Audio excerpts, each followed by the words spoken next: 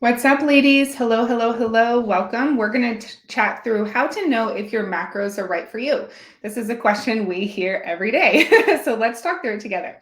I'm going to take a moment and I'm going to pin this video to the top of our Facebook group. Make sure you're there. Macro tracking and weightlifting for women. And let's have a great time together. Beautiful, ladies. Beautiful, beautiful, beautiful. Okay, great. So here's the problem of not knowing if your macros are right for you. It's actually how you're tracking your progress, because a lot of you ladies are more than likely tracking your weight, right? Looking at the scale and saying, if the scale is up, then you're feeling like those macros are not for you or something's wrong. If the scale is down, you feel like those macros are for you, right? But the scale fluctuates so much that you find yourself questioning, are these macros even right? Is my body really changing how it's supposed to? There's just so much uncertainty. Excuse me. So instead of tracking on the scale, let's talk through measurements. Measurements actually help you see a way more true picture of what your body's doing. There are actually tons of times even where clients' measurements are down, but their weight is up. It's easier than logically to say, hey, don't worry about it. You're obviously shedding fat. Look at your measurements. Yeah, the scale is up. Give it 2-3 more days. Take your weight again. Oh, it's down. Yeah, of course it is. We saw that in your measurements, right? So measurements allow for a more logical decision versus emotional decision. Why is the scale up? I'm slashing my calories, or I'm going to go for a run, or I'm going to do this. The scale can be extremely deceiving. So taking measurements is really, really helpful. I have a video actually walking you through how to take your measurements. We take it on the waist, so the smallest part of the waist, on the low belly, your glutes, and then 2 parts on the thigh. If you want that video, you can just comment measurement video in the comments and we'll get that over to you. So then you can start tracking your measurement changes. Now, if you want to lose weight and you want to lose fat, the scale's not, and you're lifting weights, but the scale is not changing. Here is what loads of women usually tell you. Don't worry about it. You're growing muscle. You're obviously making changes. You're doing the right thing, right? Whatever. They're just saying, don't worry about it. That's normal. And got you, Liv, on the measurement video. Yep, just put that in. We'll get that to you. Got you. We'll be able to see your name off the video. And although that is true, certainly, if you are lifting weights, you're becoming a more fit version of yourself, but the scale is staying the same, you're in maintenance, right? Which is good. Body recomposition, lose fat, gain muscle. However, many of you, that is not your intent. Your intent is to also lose weight, right? You want to lose fat and weight and gain muscle, right? So if you find that you feel stuck in your weight, even though you're growing muscle, it actually means that either those macros are not right for you because you need to be in a deficit, right, to shed weight and fat, a healthy deficit to preserve muscle mass. So it just means that A, you're either not on the right macros, allowing for that scale to go down, or B, it's how you're tracking. So let's dive into that one because that one is massive. And you guys, so many of you feel like you're doing the right thing. You're doing all the right things. You're putting in the time, you're putting in the effort, and you are. There's just some like small kinks that you don't know what you don't know. You know what I mean? So let's talk through that right now. So how you're tracking, I know I've said this a lot for those of you who've been with us for a while, but I just want to share it again, just in case some of you haven't heard it.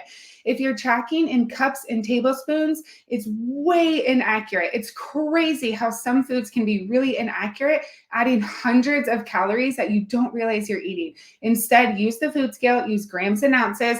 The more you practice tracking and like really practice tracking the right way, not like the lazy way, you know what I mean? It gets really fast. Is it more time consuming in the beginning? For sure. Just like any skill you learn, it's worth it to keep putting in the practice. It will get as easy and as timeless as brushing your teeth, truly. Put forth the constant effort, and then it will be like, I'm like grabbing my plate and grabbing the scale at the same time. Like there is not a second of extra time. So allow yourself to learn, and it's really worth it. Guaranteed results when you're on the right macros and the right lifestyle habits. Okay, so that is a tracking habit that may be preventing you from better results if you're on the right macros. Now, these next few things are assuming you're on the right macros, but you're not getting the results you want, okay? So one of them is the tracking method, how you're tracking. Another one is, what are you filling your foods with? It's not just about hitting your macros. It's also about making sure you're getting enough vitamins and minerals and fiber through fruits and vegetables. For our clients, we recommend about 500 grams of vegetables and 300 grams of fruit per day.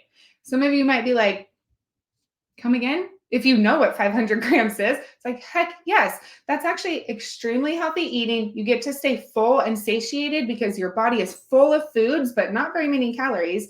You're getting in loads of vitamins and minerals from your produce, and you're getting in adequate amounts of fiber. That usually helps you hit your fiber goal, which for women, not everyone, but typically is about 25 grams of fiber. If you're way over that, like 45 grams of fiber per day, and you feel bloated all the time, it's probably your fiber. Try toning it down to like 25 to 30 grams per day and see how you feel. Make sure to drink a lot of water. But it's also about making sure that you're eating whole foods and not just processed foods, not just, oh, well, this fast food can fit into my macros. I know it's not the best, but it fits in my macros.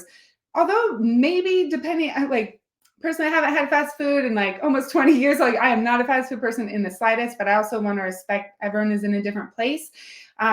Just be mindful of what is the majority of your habits. Is the majority of your food diary whole foods, lean proteins or lean meats, right? If you're not a vegetarian, lots of produce, things like that. Awesome. But if you're looking at your food log and you're like, man, I have like no veggies today, barely any fruit, that was in a package, that was in a package, that was in a package.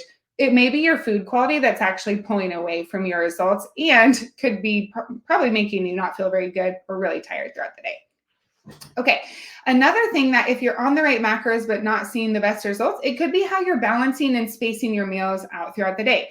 For example, eating really strict during the day and then just enjoying this like massive meal in the evening, like 800 to 1,000 calories. You're like, oh, I got this deficit thing on lock. I just have to be pretty hungry throughout the day, but like the nighttime is amazing. We've talked about this before. It's called calorie banking. It does not do your body justice, and it actually can literally cause you to gain fat in a deficit. What world is that? Isn't that insane, you guys? It can have you gain fat in a deficit. We talked about that on our research review. That might have been the carbohydrate. There was a research review. If you're interested in that research review, let me know. I kind of want to figure out which one it was now. But yeah, it was showing that basically if you're eating like a mass amount of calories at one time and your body has no use for it, it can't use it for energy, there's just so much food, your metabolism is equipped for that much food, it stores it as fat for energy for later, right? It's wild, even though you're in a deficit. So make sure you're really like eating throughout the day and not cramming a load of calories in a very short amount of time. Okay, cool. Another one is what you're eating around your lift. This is really for like the more elite level woman where you're shredded. You look amazing. You're actually really at the body fat percentage you want. You may or may not love your shape. I hope you do. If not, let me know. I'll help you. But this is really for the woman that has like 1 pound of fat. You just want to get that last teeny little belly off. And you're like, why is this little belly not coming off? It could be a few things actually. And as I say that, I'm like, do some sprints. Type 2 muscle fibers, like training your type 2 muscle fibers helps create more of like a shredded look. Like it's awesome. So that could help get rid of it. It could be too that your body just has a teeny bit of fat in other places because we can't spot reduce, right? But another thing is how much, like what percent of carbohydrate basically is going before and after your lift, and then what's the rest of the day. It may be that you don't have enough carbohydrate stacked around your lift, and so you have excess, right? Like let's say if you lift in the morning, then you'd have excess at night, for example. And so just look at, am I even being mindful of how I'm eating like before and after your lift? And if you're not, and newer, don't worry about this piece yet, okay? If you are more at that really advanced level that you're like, I am almost to my goal, why aren't I there yet? Check your fiber and check your food quality and check how you're balancing and spacing your food throughout the day. It makes a massive difference. Energy too. As a busy professional like you, I also find myself forgetting to eat during the day. I'm like, dang it. So I grab food and put it at my desk, like bananas, watermelon, what's it called? lean body shakes, things like that, string cheese, right? Edamame in the pod, things like that. So you can just have the food available to you, and it's also helping you be more productive because it's giving you energy throughout the day. And then also you're not stuck with a whole bunch of calories at night, which I've totally been a victim of. Okay, now ladies, remember there are also a lot of non-numerical wins. So we talked about really honing in on measurements. We've talked about really honing in on habits around tracking. But now remember, there's a lot of wins that it's good to pay attention to, because if you're only focused on numerical wins, this journey probably won't be super fulfilling, and it may be kind of frustrating because you're not a perfect robot. We're going to make mistakes, right? But when we focus on non-numerical wins, you can see progress every single week, which stays really exciting to keep going. So here are some ways. Have you increased your steps from when you started to where you are now? Are you walking more steps? That's amazing if you are. You're getting more daily activity. You're helping your body move. You're keeping your body moving and grooving, right? Not just sitting all day. Are you getting more sleep? We recommend getting over 7 hours of sleep per night. Fat loss and muscle recovery happens while we sleep. So make sure you're getting enough sleep. If you were getting 5.5 hours a night on average, now you're getting 6 hours a night on average. That's a win. Just because you're not at 7 yet, all or nothing gals, doesn't mean you're not winning. You are winning. You've improved by a half an hour, which is amazing. Let's take it another half an hour, then another half an hour, right? So find the wins in the small things. Those things really compound over time, hugely. They compound into your life, right? What else? Stress.